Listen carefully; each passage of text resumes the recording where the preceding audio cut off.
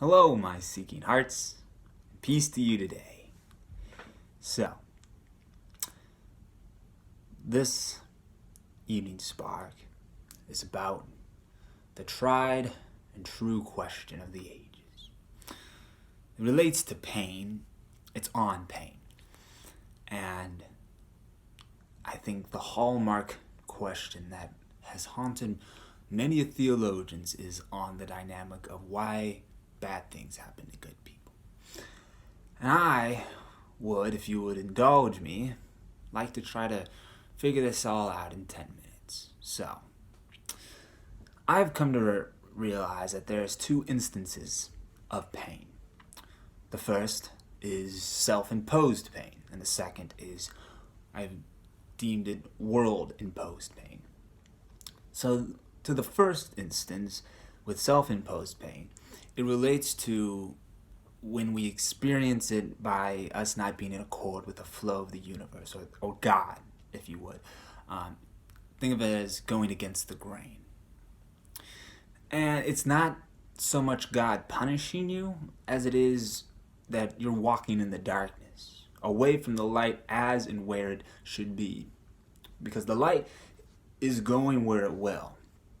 And if you linger in a certain spot where you shouldn't, holding on to old ways, then you're going to pretty much, it's like the light's going one way and you're staying there, the light disappears. And you see this a lot with relationships that result in anger and sadness, because it's the relationship should have ended previously, but because of pride, ego, fear of being alone, a lot of different things, you're comfortable with it. Being outside of it makes you feel uncomfortable, things of that nature, because it's different. And then because of that, it's not in accord with the ways of the universe. It's kind of like putting your hand in fire, realizing that this doesn't feel good, but we keep doing it and doing it. Obviously, it doesn't go in accord with the joy and will of God. He wouldn't impose that upon you.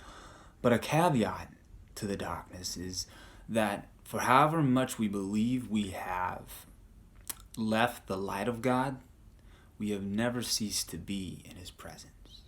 Always an integral part of Him. And that's why there's the significance of forgiveness. Because it is the key element that allows us to be realigned with God's will, seeing that we've never left it. It's the great aligner, as it were. And that being the case, you may wonder then, with a lot of what we do, like the fact that much of it seems to revolve around undoing, by us needing to be forgiving and loving and peaceable based on and counterintuitive to the way that the world is. In a lot of ways, this world is a useless journey, with much of it revolving around a great deal of undoing, to have us see that we never really needed to do anything to be as we always were created. Always God's Son. Our worth being established by Him, by God. And that's a reassuring thought, that we don't have to go in that way of pain and suffering. And all too many times we can count ourselves blessed and fortunate that God is able to show us through different things. Like he makes it apparent. The more we try to go in that way that's not the right way, it feels more and more strenuous and depressing, because we're trying to go in a way that isn't conducive to our spiritual health. And so as such, it only makes sense that we would experience the absence of where we're supposed to be, because we're not moving in accord with the way things are supposed to go. Now to the second instance, world-imposed pain.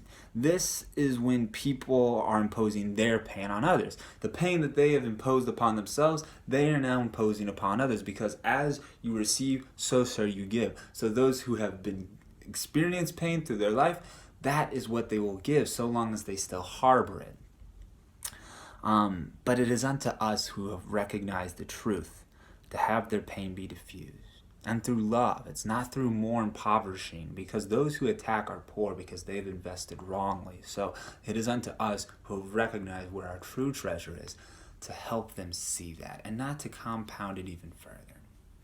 Because I know we deal with some pretty rough situations, and it seems tough to be able to figure out a way to be able to allow that healing to happen. But I'll get to that in a little bit as to how we can figure out that whole debacle. Because here's the thing.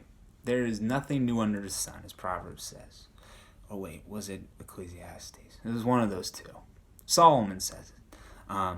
Because see, the thing of it all is that what you're suffering through, others have gone through it, which can help you not feel as much of a victim, because that's the notion of the victim, that what you're going through is this exclusive, special situation that nobody else is. But when you can recognize that, yeah, others are going through this, that doesn't seem to help alleviate the suffering necessarily, but can perhaps put things into perspective. And it is not that we may all suffer together necessarily and be miserable, but that we may be able to help each other out of our suffering to find healing. For we cannot help another up the mountain, as it were, and someone can't help another up the mountain until they themselves have made it that far. And in this mountain called life, we are all here to help each other. Got my notes. Here we go. That we may all be able to reach the summit together, with the peak being love. Because, see, that's the key dynamic of empathy, if you think about it. Feeling what another feels. So you had to have gone through what they went through, so that way you can help them rise out of that.